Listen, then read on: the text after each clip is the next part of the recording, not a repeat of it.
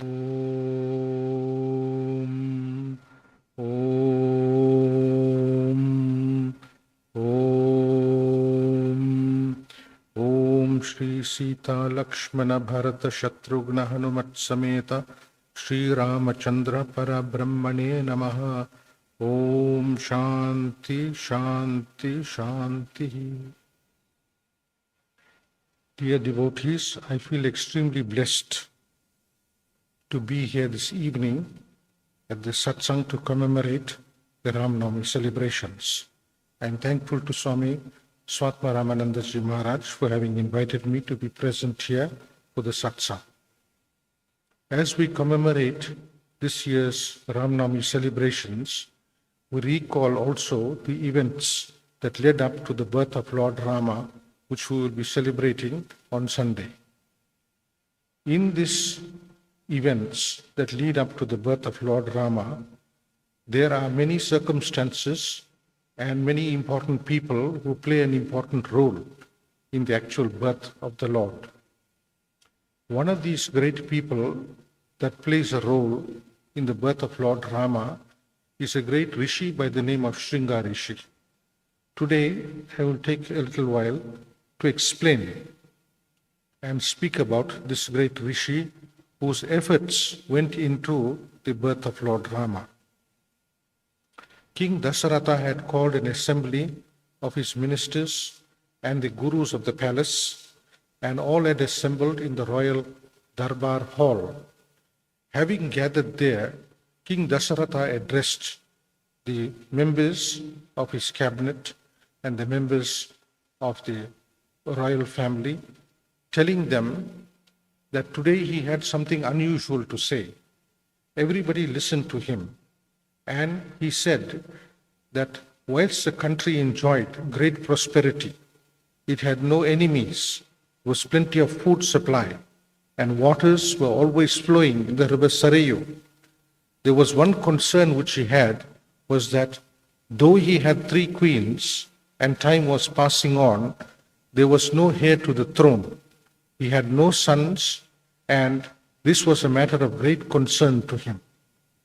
Expressing this concern to the people seated in front of him, he then said that all earthly means have been used to secure sons for the continuation of this lineage, but no sons have come to us so far, and now we have to use supernatural means to acquire these sons.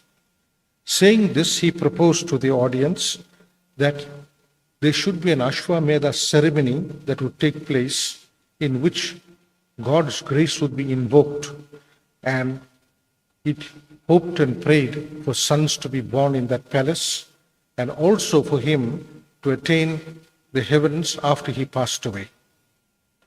With this prayer, he took his seat. The first person to stand up was his Guru Vasishtha, who immediately approved of what he said and pledged that he would give every support for this project. The second person to rise from that congregation was the Prime Minister Sumantra, who then also said that he would give full support to what the king had said, and the king had correctly chosen that path of dharma to fulfill his wishes. Having said this, the assembly dissolved, and the king went to the inner chambers. Sumantra, the prime minister, being a very wise man, wanted to tell the king something in addition to what he had already announced. Finding the king in a solitary place in one of the rooms of the palace, he went and told the king of an ancient legend that had come down to them for some time. In that legend, in the ancient days, there was a great saint by the name of Sanat Kumar, who had called an assembly of saints, and after giving his discourse to those saints that were there, he also mentioned that the Lord will descend in human form on the earth, and that King Dasaratha will be blessed with 4 sons, and that the great Rishi, Shringa Rishi, will be of assistance to him in the birth of these sons. Now that Sumantra told this to the king, The king immediately realized from his own memory itself, he recalled that this is a true incident and that this great Rishi, Shringa Rishi, should be brought into the picture whilst we are performing this Ashwamedha ceremony.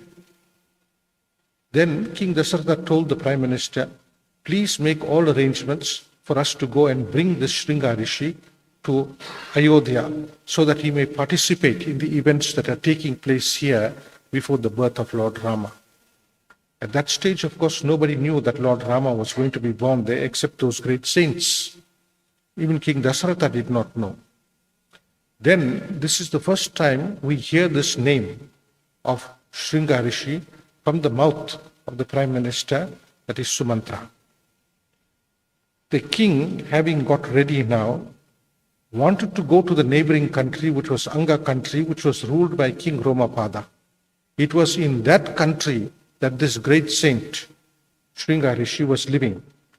They wanted to go there, get the permission of Romapada, and bring this great Rishi to the palace in Ayodhya and allow him to participate in this elaborate ceremony that was going on. Now, we go to the life of this great Rishi, Shringa Rishi.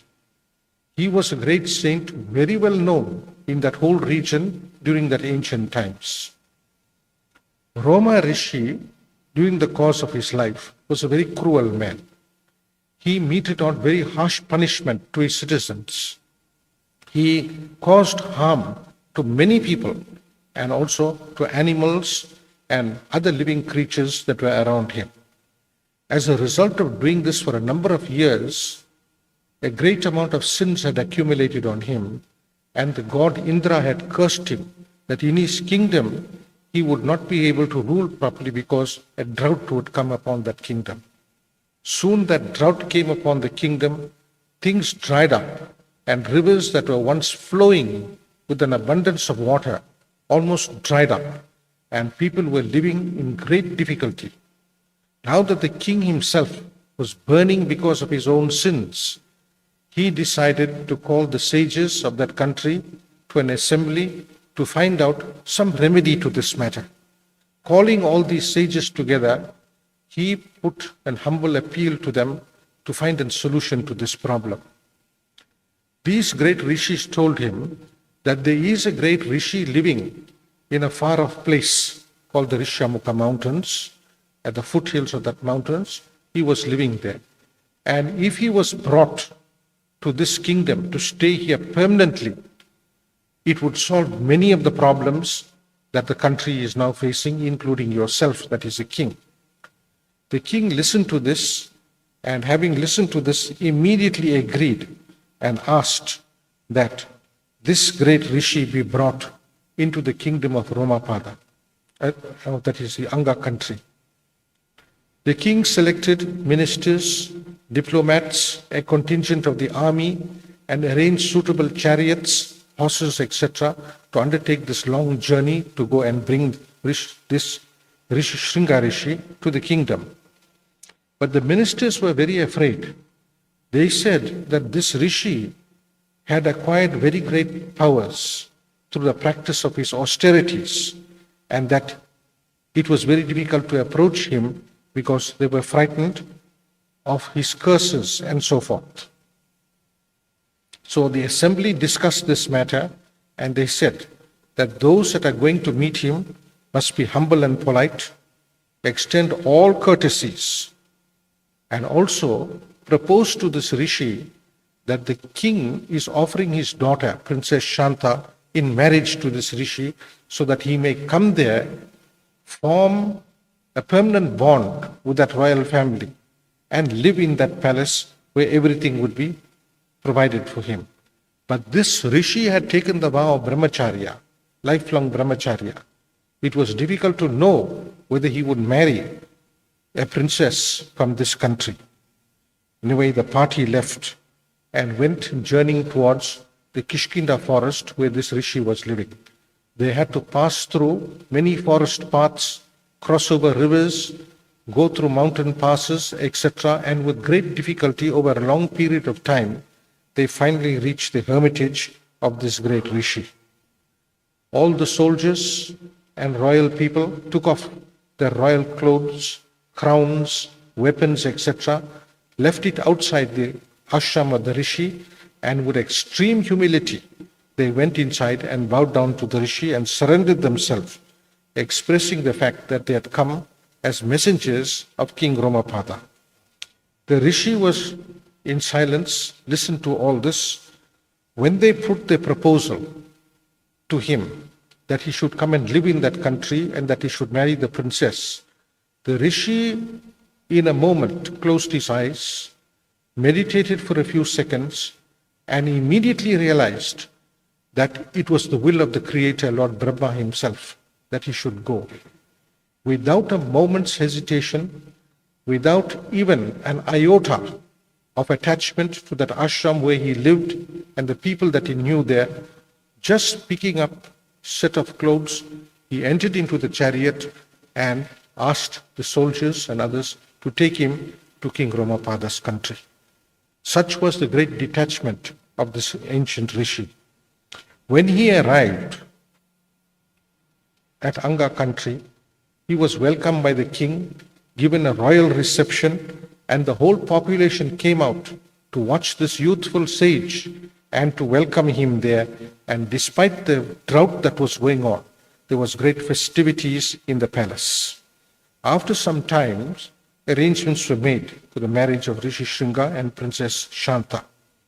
And the whole population rejoiced at this marriage, and also by the fact that Rishi Shringa was now going to stay at this Anga country. It was like a great insurance, a great sense of security, a great relief to the people of the country as well as the king. Now everybody knew the power of this great rishi. He had been performing regular Vedic sacrifices, what we call havans today. It was part of his life from his early childhood. Secondly, he had taken the vow of brahmacharya, which gave him considerable power. And then, of course, he enjoyed the grace of Lord Indra, the god of the atmosphere. And whenever he dwelt in that place, there would always be peace and prosperity, and no drought could exist in such a place where this great rishi lived. So, after his marriage, and after staying for a few days in the palace, this great rishi said, "The palace is not my home. I would like a simple hermitage built for me outside the city where I could go and live." Today, cities are very large. In those days, you just move 10 kilometers out of the city, you are in a forest itself. So the king sent his servants to select a good place on the banks of a river and to get this great rishi and Princess Shanta settled in that place. A few huts were put up, it was fenced off, and there was an abundance of fruits and honey and other edible products in that area. And the rishi was then given a royal send-off, and he went and took up his place in this hermitage. When he went there, he of course used all these natural resources, and people were then amazed within that short time that the rains returned, the drought ended, rivers and pools filled up, plants rejoiced, green shoots were to be seen everywhere, animals rejoiced, and one by one students were coming to this great rishi to learn the Vedas, the Upanishads, and these great fire sacrifices. Here it can be mentioned that Rishi Shringa was not only an expert in many Vedic sacrifices, but he had specialized in the Putra Yashta ceremony, which is a special Vedic ceremony, a havan, long prayer for the acquisition of children. When people felt that natural means were not there for acquiring children, they took to the supernatural means, and our scriptures also provided means for invoking different deities for the acquisition of such children. Now that he stayed there, King Dasaratha had a very great interest in bringing this rishi to the country. Now, I'll just conclude here with just one sentence uttered by King Dasharatha when he arrives at King Romapada's palace. He was, of course, a great friend of King Dasaratha. Romapada and King Dasaratha were friends for a long time. And when King Dasaratha enters the palace, facing the throne itself, these are the words of King Dasaratha. There he, that is Dasaratha, beheld the resplendent sage in luster like a glowing fire, seated beside Romapada. This was the glory of that great saint, and later in the Ramayana, as the story unfolds, this great saint is taken with great respect to King Dasharatha's Ashwamedha ceremony, where he himself, with great perfection, the excellence of a high priest, is able to perform that ceremony and bring the success. And it is a result of this great Rishi's intervention, this great Rishi's effort that he put in Ayodhya in that ceremony, that these great 4 sons were born to King Dasharatha. So that is one of the persons involved in that great ceremony. Om Shanti Shanti Shanti.